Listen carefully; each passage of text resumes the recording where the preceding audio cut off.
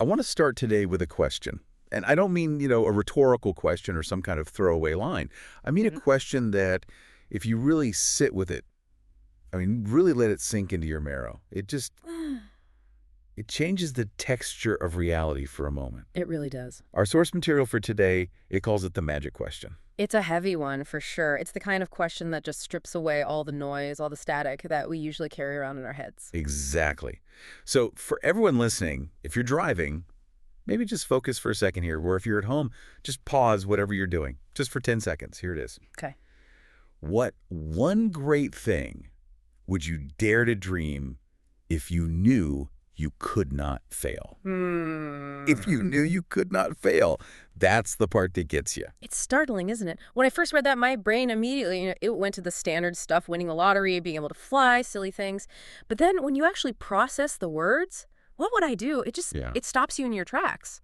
It absolutely does. And the reason it stops you, I think, is because it instantly removes the single biggest barrier to, well, all of human potential. Which is fear. It's fear. Think about it. When you take the possibility of failure completely off the table, even just hypothetically, for a thought experiment, your mind suddenly just expands. It breaks open. You stop thinking about what's reasonable or what's safe or what's, prudent. You start thinking about what you actually truly want. It's like taking the parking brake off a car that you've been trying to drive uphill for 20 years. You didn't even know it was on. Yes. And then suddenly the engine just roars. And that specific feeling, that release of the brake, that is the core of what we are unpacking today. Right. We're doing a deep dive into Brian Tracy's absolute classic, The Power of Self-Confidence. This is such a seminal work.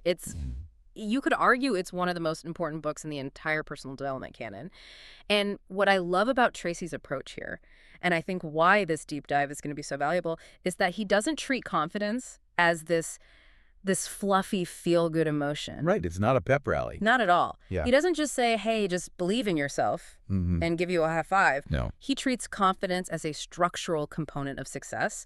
It's architectural. He introduces this concept he calls the no-fear zone. The no-fear zone. Okay, that sounds like a sci-fi movie title, but Yeah. But unpack that for us. What does he mean? Well, imagine living your life where the fear of the unknown or the fear of rejection, fear of loss, fear of failure, imagine it just didn't exist. It wasn't part of your mental software. I'm trying. It's hard to even picture that.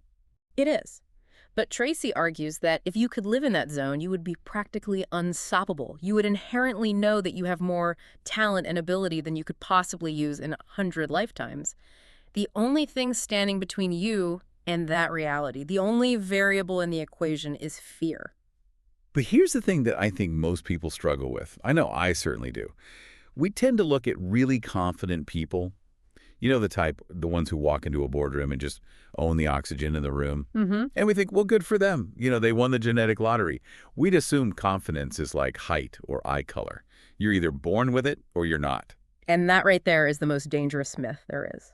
If there is one single mission for this deep dive today, it is to completely debunk that idea. That confidence is a gift. That it's a gift. Tracy is absolutely adamant. Self-confidence is a learnable skill.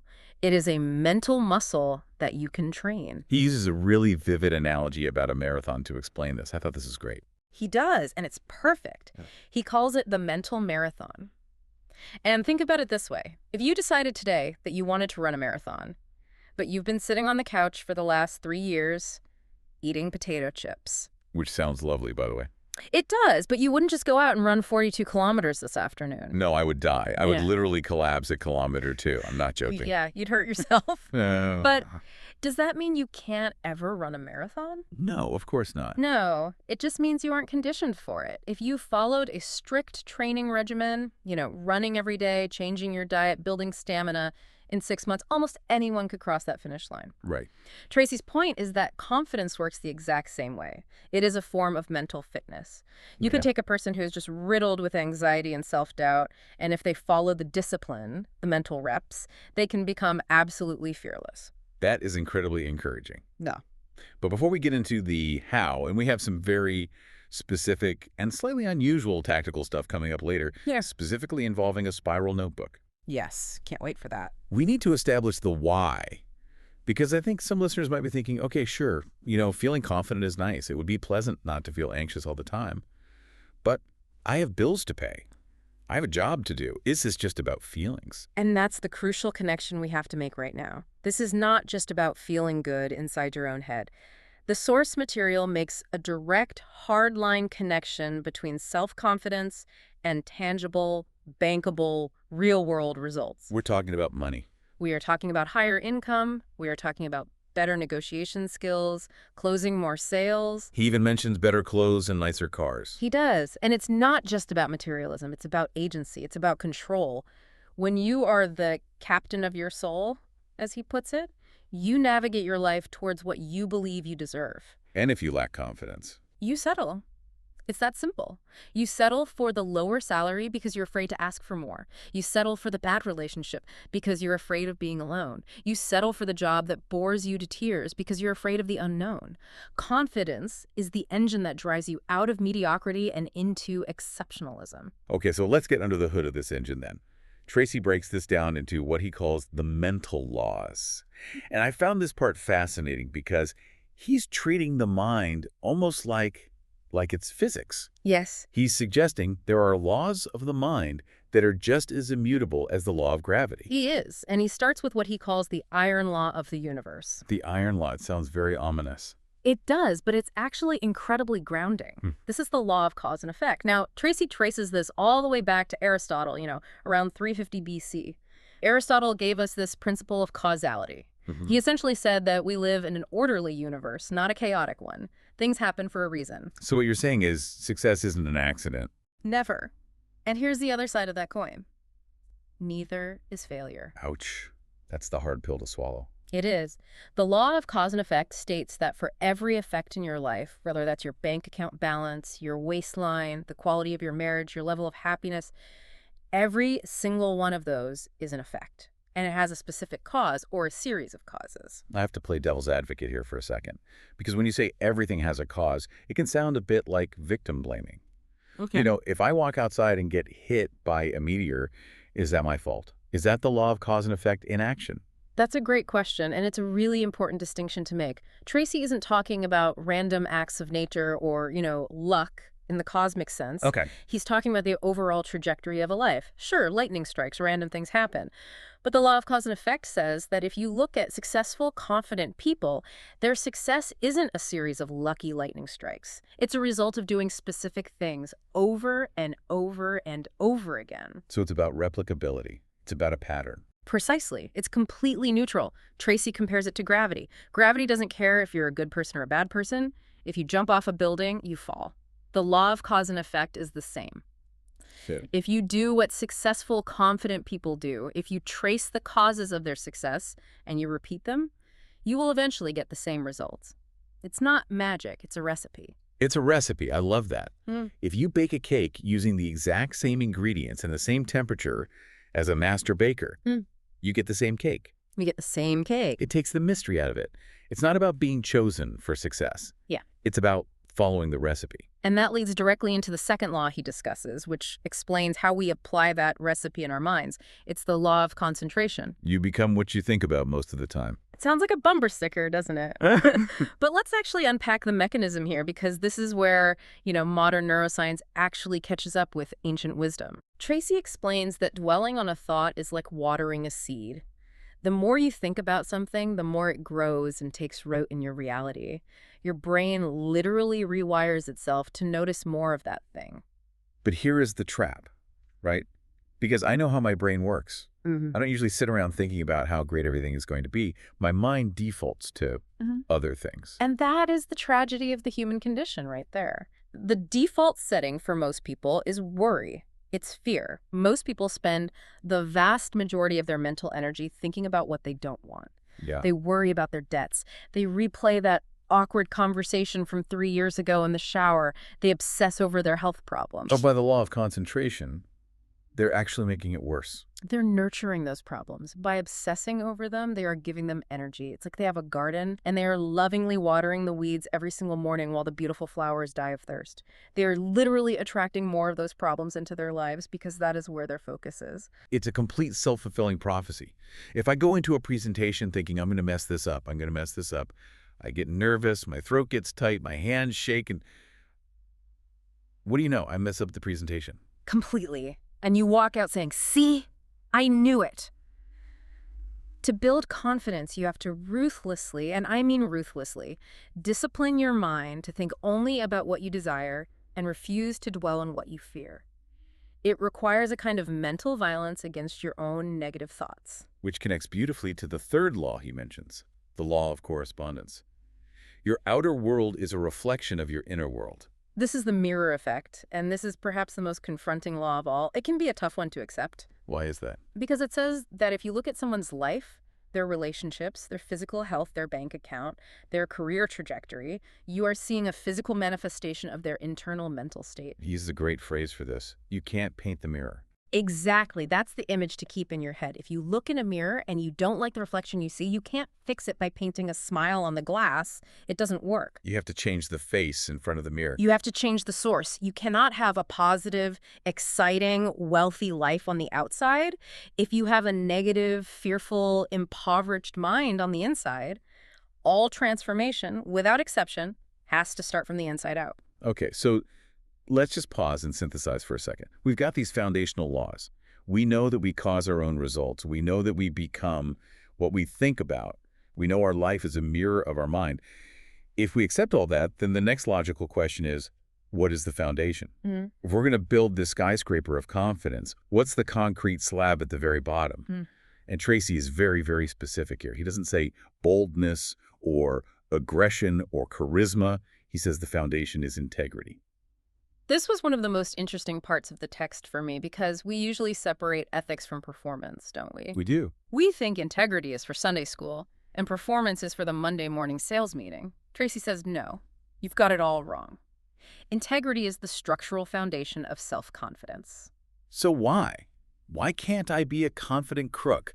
Why can't I be a charming liar and feel good about myself? Well, you can be arrogant, you can certainly be deluded, but you cannot have deep, unshakable self-confidence without what he calls perfect integrity.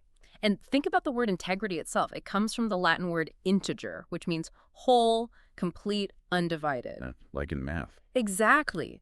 When you act against your values, when you lie or you cut corners or you do something you know is wrong, you create a split in yourself. You are no longer whole. He calls it a leak, right? A leak in your power. Yes, a leak in your personal power. And his analogy is perfect. Imagine a submarine. It's designed to go deep, to withstand immense pressure.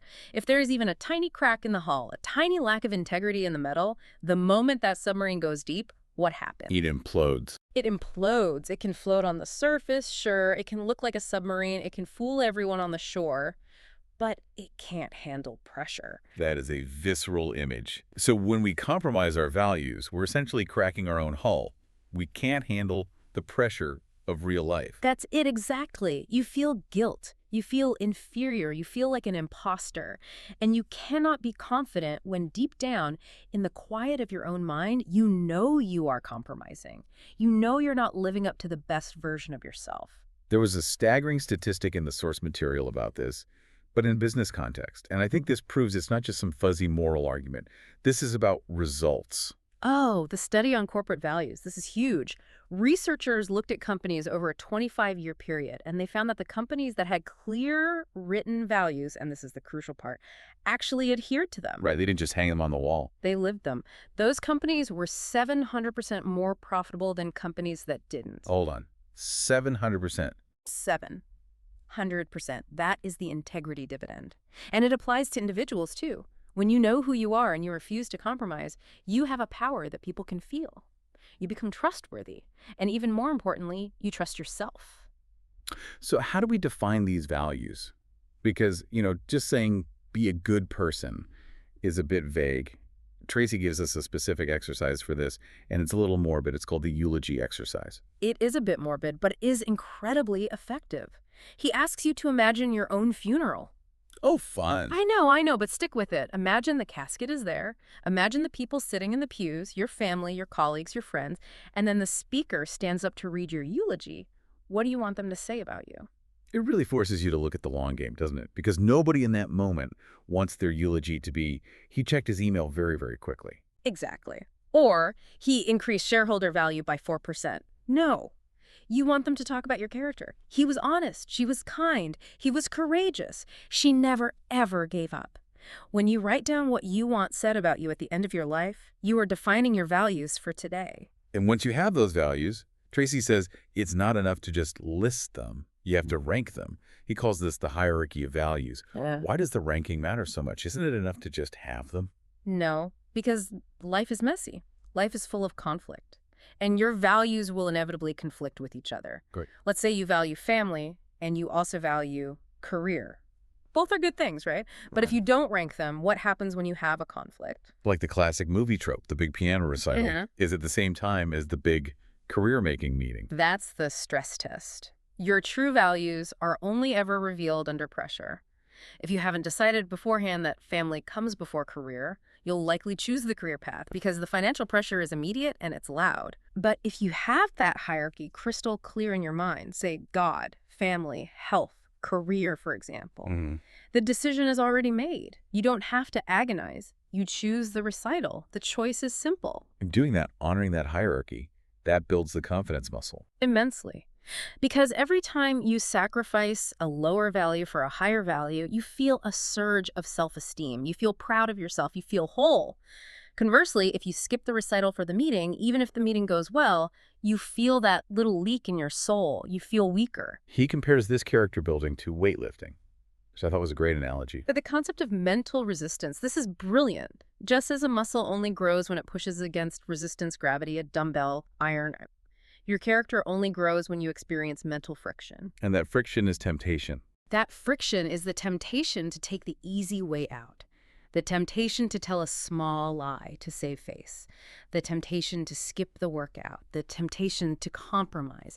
Every single time you resist that easy path and you choose the right path, you are doing a mental rep. You are crystallizing that value into your personality. So confidence is essentially a byproduct of doing the hard right thing over and over and over again. That's a beautiful way to put it. It is the residue of right action. Okay, so we've got the laws, we've got the foundation of integrity. Now I want to talk about hacking the system.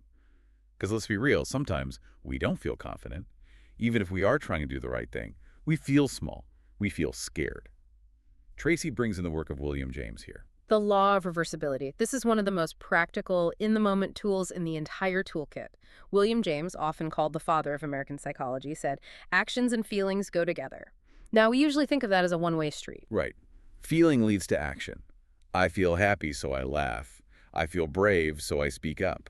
I feel confident, so I walk into the meeting with my head held high. But the law of reversibility says it works both ways. The connection is bidirectional. You cannot directly control your feelings. You can't just snap your fingers and say, I command myself to feel confident right now. The brain doesn't work like that. If it did, therapy would be a lot cheaper. Exactly. But you have direct voluntary control over your actions. You can control your legs, your voice, your posture, your facial expression. You can force yourself to stand up straight. You can force yourself to speak loudly and clearly. And if you act the way a confident person acts, the feeling of confidence will eventually follow? It has to. It's a law. Is this just fake it till you make it? Is that what we're saying? In a sense, but fake kind of implies deception, which goes against integrity.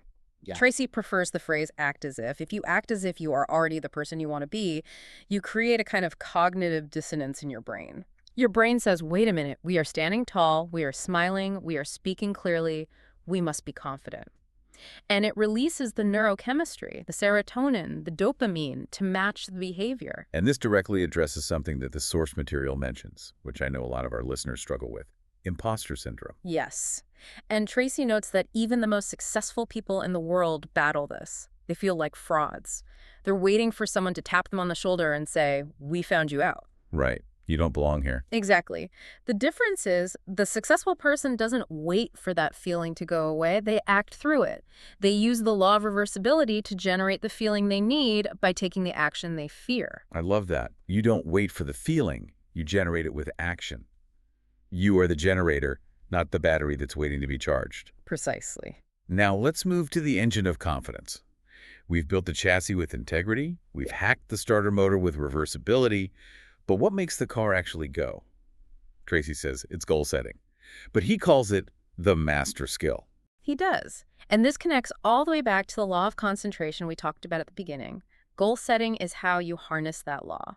When you have a clear written goal, your mind focuses on it, and by necessity, you stop focusing on the fear and the doubt. There's a distinction he makes here that I really like. The difference between positive thinking and positive knowing. This is such a critical nuance because positive thinking gets a bad rap sometimes, and for good reason. It can feel like wishful thinking. I hope this goes well. I hope I get rich.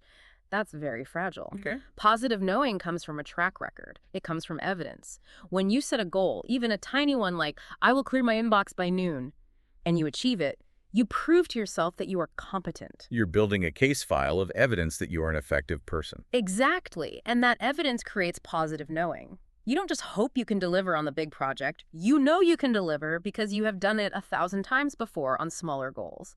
It's a proven fact. And the enemy of this progress, the thing that stops us from setting and achieving these goals, is the comfort zone. Public enemy number one. The comfort zone is so seductive. It starts as security, which feels nice. We all want to feel safe and secure. Of course. But Tracy maps out the progression, and it's a terrifying downward spiral. Security leads to complacency. Complacency leads to boredom.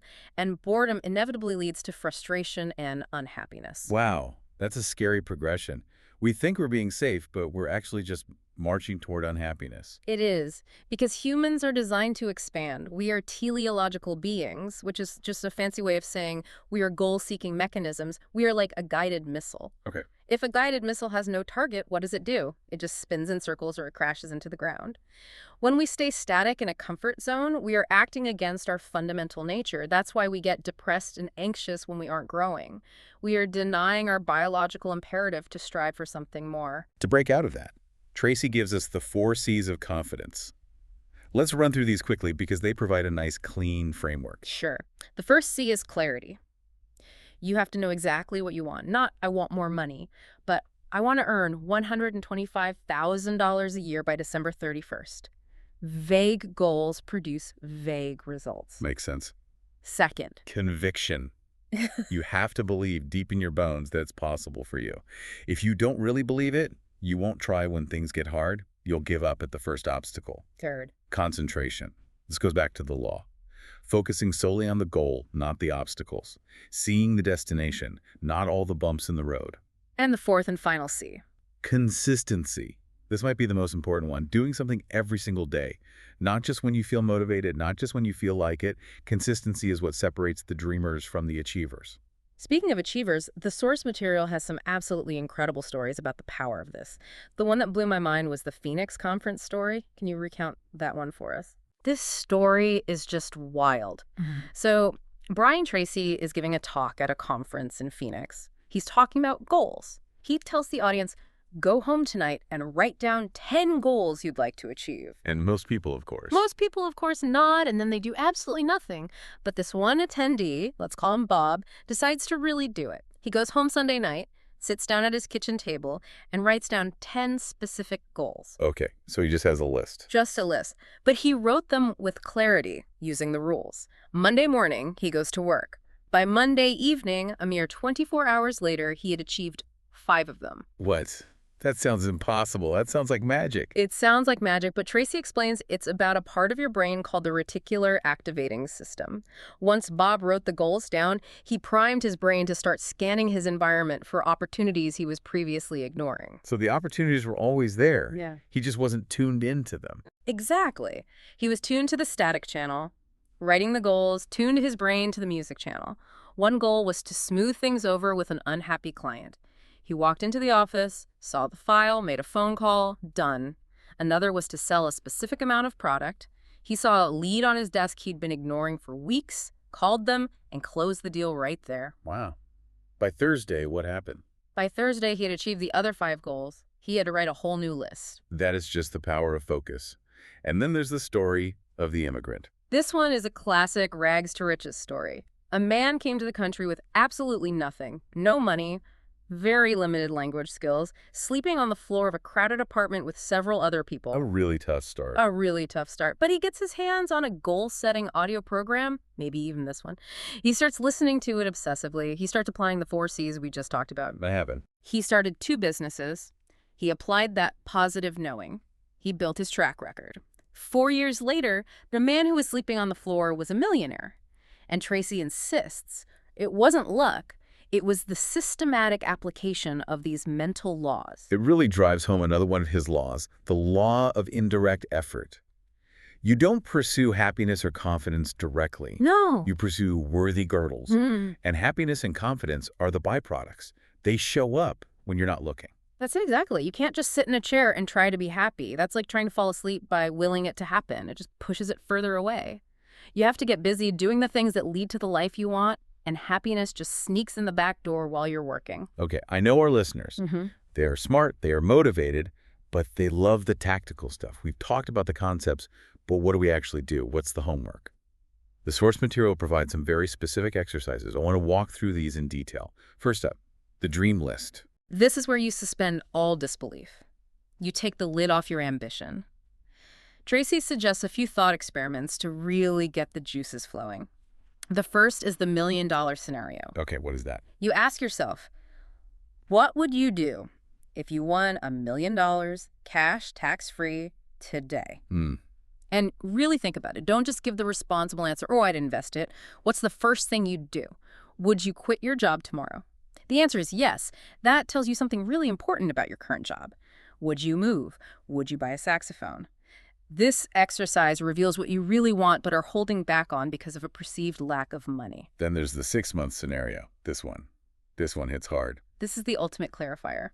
He says, imagine you went to the doctor and he told you that you only had 6 months to live. You're perfectly healthy, you're not in any pain, but your time is up in exactly 180 days. How would you spend your time? And that usually reveals your true values almost immediately. It strips away all the trivial nonsense. Nobody spends their last 6 months answering unimportant emails or arguing with strangers on the internet. No. They spend it with family. They finish that book they always wanted to write. They travel to that one place they've always dreamed of. It tells you what truly matters to your soul. And Tracy's follow-up is brutal. He says, if you aren't doing the things on that list now, you are wasting your life. Oof, that is a wake-up call. And the third one is the wordy list. This is a great anxiety buster. I love this one. You sit down, you get a piece of paper, and you list all your current problems, everything that is stressing you out, big or small. Okay. Then, next to each problem, you write a goal that would solve that problem. So if the problem is I'm drowning in credit card debt, the goal is? The goal is I am completely debt-free by December 31st of this year. You flip the negative into a positive target. It changes your entire mindset from victim of circumstance to active problem solver. It gives your brain a job to do other than just worrying. Now, out of all the techniques in the book, there is one that Tracy says changed his life more than any other.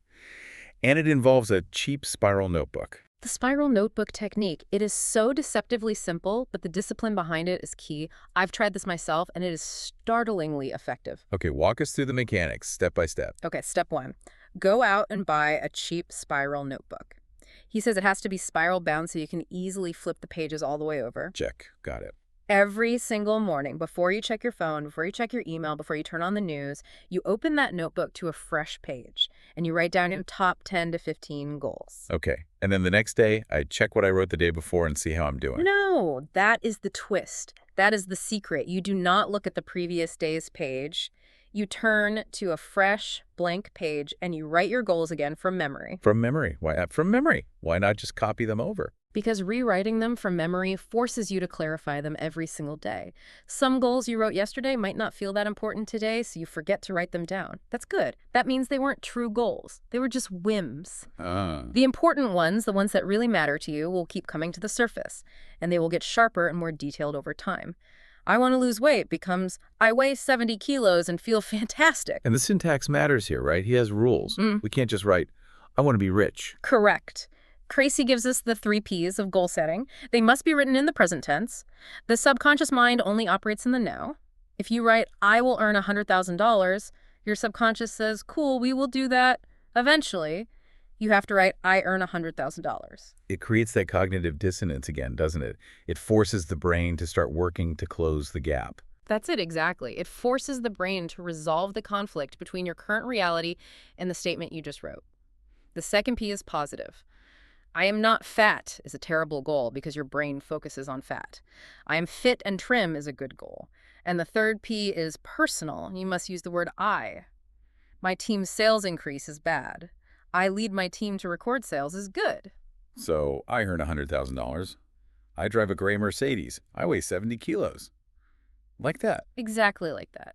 Tracy explains that this is a psychoneuromotor activity. You are thinking the thought, you are visually seeing the words as you write them, and you are physically engaging your hand and arm to write them down. You are driving those commands deep, deep into your subconscious mind. You are programming your internal computer every single morning. And doing it without looking back at the old pages forces you to recommit to the dream every single day. It does, and over time, you'll see those goals start to happen. It's almost eerie. You'll write, I drive a gray Mercedes for 3 months straight, and suddenly you'll see one for sale, or you'll get a promotion that makes it possible. Your brain just starts finding a way. So once you have this list of 10 to 15 goals that you're writing every day, you have to pick the big one, the major definite purpose. This is the organizing principle for your life. You look at your daily list and you ask that magic question again, but a different version of it. Which one goal on this list, if I achieved it in the next 24 hours, would have the greatest positive impact on my life? That's a great filter. Yeah. Because usually one goal stands out as the domino that knocks down all the others. That's the one. Maybe it's the income goal that would solve your debt problems and allow you to move. Maybe it's the health goal that would give you the energy to pursue everything else. You circle that one goal, you write it at the top of a new page in a different notebook, you make a plan, you set a deadline, and then, and this is the absolute secret sauce, you do something every single day that moves you toward that one goal. 7 days a week, even on Sundays. 7 days a week. It keeps the momentum. It keeps the law of attraction working for you. You never let a day go by without touching that dream. Even if it's just reading an article about it for 10 minutes, you keep the engine running. We're heading into the final stretch here, but we have to address the elephant in the room. Fear. We've set the goals. We've got the notebook. We're ready to go. But then Monday morning hits. Fear creeps in. Indecision creeps in. That little voice that says, who are you to do this? How do we handle that in the moment? Tracy gives us 2 really powerful laws for this. The first is the law of substitution. Which says what exactly? It says the conscious mind is a bottleneck. It can only hold one thought at a time. You cannot think, I am a failure and I am a success at the exact same instant. Physics won't allow it. So when fear strikes, when you think, I can't do this, you don't fight the fear. You can't wrestle it. You substitute it. You swap it out. Immediately. You switch your focus to your goal. You say, I can do it. I can do it. Or you vividly visualize your major definite purpose. You crowd out the fear with a positive goal-oriented thought. It's like a bucket of water. If it's full of clear water, which represents positive thoughts, you can't put muddy water, which is fear, in it. You have to pour some of the clear water out first. I like that. And the second law for dealing with this is the law of emotion. This helps us understand the internal battle between fear and desire. Both of them are emotions, and the rule is simple. The stronger emotion will always, always win. So if I'm scared of making that important sales call, if your fear of rejection is at 51% and your desire for the sale is at 49%, you won't make the call. You will find a reason to procrastinate. You'll go get another coffee. You'll check your email again. So we need to amp up the desire. We need to make it bigger than the fear. Exactly. You have to make your desire white hot. That's why you write the goals every day. That's why you visualize the rewards. You need to make the want so big that it completely overrides the scared. You can't just lower the fear. You have to raise the desire until it's an inferno. He uses a pretty intense quote from Samuel Johnson here about deadlines to illustrate this kind of focus. When a man knows he is to be hanged in a fortnight, it concentrates his mind wonderfully. A bit grim, but I get it. It illustrates the point perfectly. A clear, powerful threat or a clear, powerful deadline eliminates procrastination. It forces focus. Fear can actually be used as fuel if it's the fear of not achieving your potential. One last tip on fear and goals that really stood out to me, and I think this is so important for our social media age, the secret of silence. Tracy says we shouldn't talk about our goals. This is so counterintuitive for many people. We want to post on Instagram, day 1 of my new business. We want the likes. We want the validation. Want that little dopamine hit. Exactly. But Tracy warns against it. He says talking about your goals dissipates the energy. It lets all the steam out of the boiler. When you tell everyone you're going to run a marathon and they all say, wow, that's amazing, good for you, your brain gets the reward signal. It feels like you've already done it. So you lose the drive to actually get up at 5 a.m. and train. So keep it a secret. Don't tell anyone. Keep it a secret. Keep it inside. That builds internal pressure steam that drives you to work harder. Let your results speak for you. Don't announce the plan. Announce the victory when it's done. That requires a lot of discipline, but I can see the wisdom in that. It's about protecting your own power. It is. And it's about integrity again, isn't it? Being true to yourself, not performing for an audience. So let's wrap this up. We've covered a lot of ground in this deep dive. We've gone from the physics of the mind and the law of cause and effect to the structural integrity of your values, all the way to the tactical application of the spiral notebook and the law of substitution. It really is a comprehensive system. If we summarize that mental marathon, it really comes down to this. Confidence isn't luck. It isn't genetics. It is a structure that you build piece by piece. You build the foundation with integrity. You frame the house with clear goals and the 4 C's. You hack the system with action, acting as if, and you maintain it with the daily discipline of the spiral notebook. And realizing that law of becoming is always in effect. That you are currently, right now, in this very moment, constructing your future self with your current thoughts. Yeah. You are the architect. Every thought is another brick in the wall. Which brings us right back to where we started. That magic question. Yeah. What one great thing would you dare to dream if you knew you could not fail? And I'd like to leave the listener with a final provocation, a final thought based on everything we've learned today. Go for it. We established the law of cause and effect. We established that success is not an accident, it has specific causes. So, if the blueprint is there for you to study and the laws are neutral and the method is proven to work, what is the one excuse you need to start making today? Ooh, that's good. That stings a little bit in a good way. If the only thing standing between you and that magic question dream is fear, and we now know that fear can be substituted and overridden by desire, then you are the only variable left in the equation. You are the architect of your destiny. You are the captain of your soul. Exactly. That is a fantastic place to leave it. Listeners, go buy that spiral notebook, ask yourself the magic question, and start your mental marathon. Thanks for diving deep with us today. It's been a pleasure. Now go make it happen.